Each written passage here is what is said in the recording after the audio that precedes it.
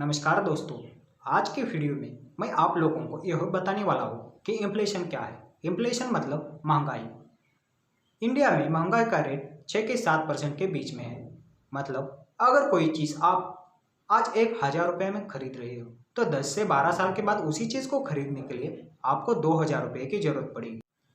मतलब हर 10 से 12 साल के बाद इंडिया में महंगाई डबल हो जाती है।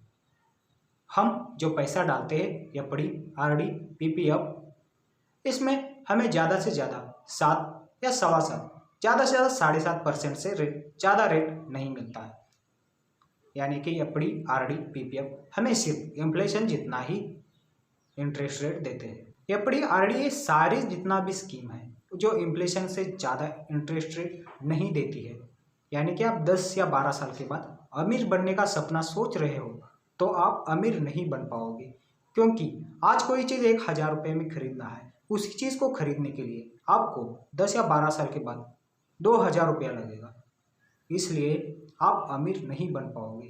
अगर आप इन्फ्लेशन को बीट करना चाहते हो तो सबसे बढ़िया इन्वेस्टमेंट है म्यूचुअल फंड।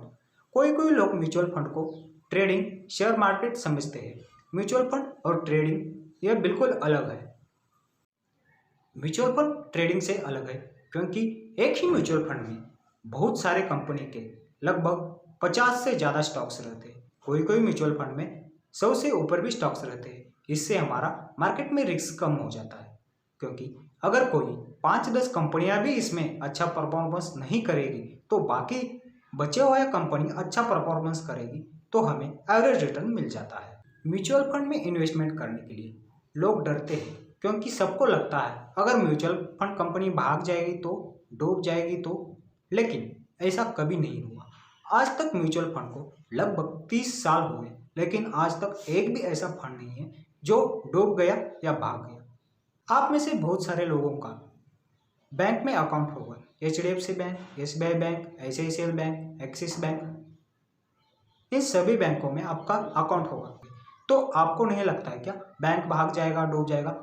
आप जितना विश्वास बैंक के ऊपर रखते हो उतना ही विश्वास अगर म्यूचुअल फंड में रखोगे तो, क्योंकि बहुत सारे बैंक है जो म्यूचुअल फंड चला रहे हैं। अगर उसी स्कीम में आप पैसा डालोगे तो उतना ही सिक्योर है जितना आप बैंक अकाउंट में पैसा डालकर सिक्योर समझते हैं। सारे म्यूचुअल फंड कंपनियां सेबी के अंडर काम करती है। सेबी मतलब security exchange board of India. इसलिए म्यूचुअल फंड में डाला हुआ पैसा डूबने या कंपनी भाग जाने का खतरा बहुत ना के बराबर है। में हमें कितना रिटर्न मिलता है? म्यूचुअल फंड की बहुत सारी अलग अलग कैटेगरी है, लेकिन हमें इक्विटी म्यूचुअल फंड में इन्वेस्टमेंट करना लॉन्ग टर्म में फायदेमंद रहेगा। इक्विटी म्यूचुअल फंड के काफ़ी सारे अलग अलग प्रकार हैं। Large cap fund, mid cap fund, small cap fund, flexi cap fund, multi cap fund, sectoral fund, ऐसे बहुत सारे अलग अलग प्रकार के म्यूचुअल फंड हैं। हमें कौन से म्यूचुअल फंड में इन्वेस्टमेंट करना चाहिए? अगर आपके पास 10 साल तक का समय है या उससे ज़्यादा का समय है तो हमें स्मॉल कैप में इन्वेस्टमेंट करना चाहिए, क्योंकि स्मॉल कैप में इन्वेस्टमेंट करना लॉन्ग टर्म में फायदेमंद रहता है।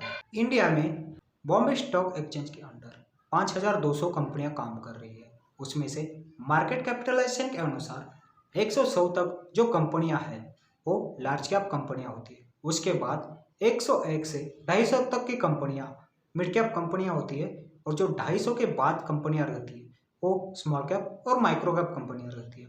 स्मॉल कैप और माइक्रो कैप कंपनियों में हाई ग्रोइंग पोटेंशियल रहता है। लॉन्ग टर्म में यही कंपनियां सबसे ज़्यादा रिटर्न देने की संभावना रहती है। अगर किसी के पास भी 10 साल से ज़्यादा का समय है तो स्मॉल कैप में आप इन्वेस्टमेंट करोगे तो बहुत ज़्यादा रिटर्न मिलेगा। हम बात करेंगे Nippon India small cap fund की। अगर किसी ने 2013 में Nippon India small cap fund में 10 लाख रुपया लमसम डाला होता तो उस 10 लाख रुपए की आज वैल्यू है 1,35,00,000 रुपया। लगभग 10 साल में 13 गुना पैसा बढ़ा है। आप ये सब म्यूचुअल फंड ऐप में जाकर चेक कर सकते हो। म्यूचुअल फंड इन्वेस्टमेंट की बहुत सारी ऐप है, जैसे कि NJE wealth, asset plus, grow, Zerodha, angel one, या कोई भी कंपनी का म्यूचुअल फंड का ऐप रहता है। आप उसमें डीमैट अकाउंट खुलवाकर अपना म्यूचुअल फंड इन्वेस्टमेंट स्टार्ट कर सकते हो, या हिस्ट्री में पीछे 10, 12, 15, 20 साल में किस फंड में कितना रिटर्न दिया, ये सब कुछ डाटा चेक कर सकते हैं। इंडियन शेयर मार्केट में ग्रोइंग के हाई चांसेस है, क्योंकि कोविड से पहले 4 से 5% लोग ही इंडिया में शेयर मार्केट, म्यूचुअल फंड इसमें इन्वेस्टमेंट करते थे। लेकिन आज की डेट में लगभग 9 से 10% लोग शेयर मार्केट या म्यूचुअल फंड में इन्वेस्टमेंट करना शुरू किया। अगर म्यूचुअल फंड में या स्टॉक्स की जैसे ही खरीदारी बढ़ेगी, वैसे ही स्टॉक की प्राइस भी बढ़ती रहेगी। इसलिए जितने भी लोग इंडियन शेयर मार्केट में इन्वेस्टमेंट करेंगे, वैसे ही स्टॉक्स की प्राइस बढ़ेगी और हमें उतना ही ज़्यादा रिटर्न मिलेगा। इसलिए आने वाले 10 से 15 साल में इंडियन मार्केट में बहुत ही हाई ग्रोइंग का पावर है। इसलिए अपने म्यूचुअल फंड इन्वेस्टमेंट आज ही शुरू करना बहुत ज़रूरी है, क्योंकि आप इन्वेस्टमेंट जितना अर्ली शुरू करेंगे, लॉन्ग टर्म में उतना ही ज़्यादा आपको पैसा मिलेगा। फंड में हमें कंपाउंड इंटरेस्ट मिलता है, जितना ज़्यादा समय दोगे उतना ही ज़्यादा रिटर्न मिलेगा।